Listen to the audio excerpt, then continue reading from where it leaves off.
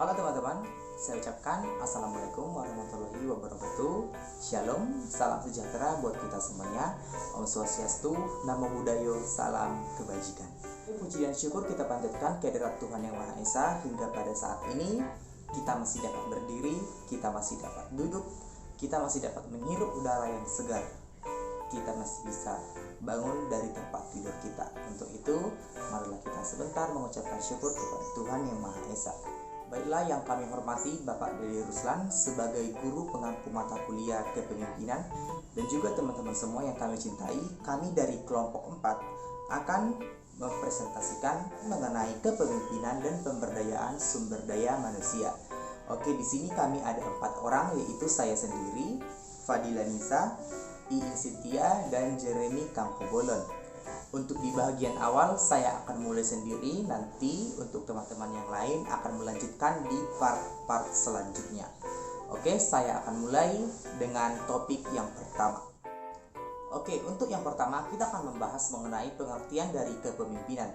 Jadi sebenarnya pengertian dari kepemimpinan itu apa sih sebenarnya?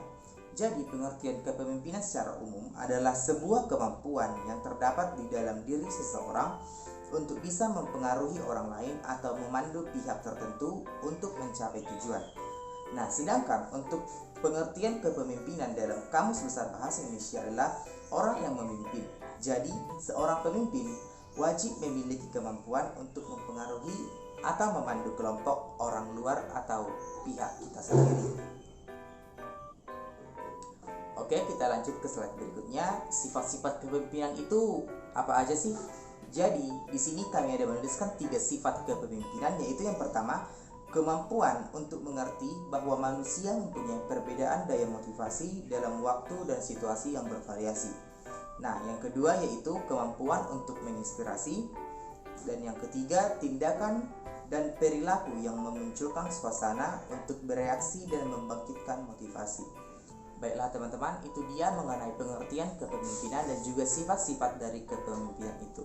Selanjutnya akan disampaikan oleh teman kita. Selanjutnya saya akan menjelaskan di slide ketiga, yaitu tentang pengertian pemberdayaan sumber daya manusia.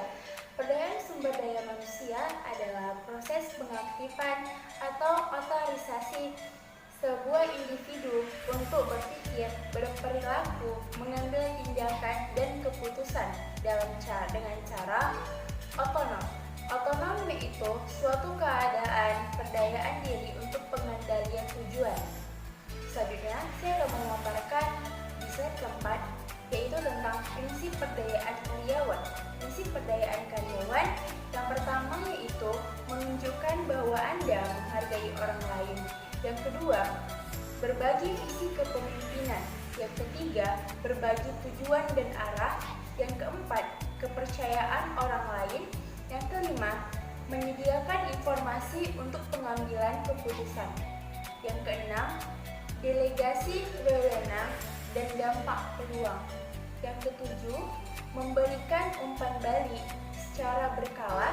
Yang kedelapan, memecahkan suatu masalah. Yang kesembilan, mendengarkan untuk belajar dan mengajukan pertanyaan untuk menyediakan sebuah bimbingan. Yang ke-10, bantu karyawan untuk merasa dihargai dan dihormati. Baiklah, di sini saya akan menjelaskan materi mengenai langkah-langkah pemberdayaan. Yang pertama, menciptakan kesempatan untuk membentuk rasa kepercayaan. Kemudian yang kedua, menimbulkan aturan-aturan. Kemudian yang ketiga, memberikan pengakuan atas kontribusi. Kemudian yang keempat, mengembangkan tujuan yang bermakna dan melibatkan orang-orang yang dapat berkontribusi pada proses. Kemudian yang kelima adalah mengenali hasil. Kemudian poin keenam, mengembangkan batas-batas tindakan yang memungkinkan beberapa risiko. Kemudian yang ketujuh, gunakan kesempatan sebagai penghargaan untuk sebuah penyelesaian. Kemudian poin yang ke-8 dan terakhir, mencari dan mendorong adanya perbedaan. Baiklah, selanjutnya saya akan menjelaskan poin ke-6, yaitu penghambat dalam pemberdayaan. Yang pertama, adanya resistensi dari serikat karyawan.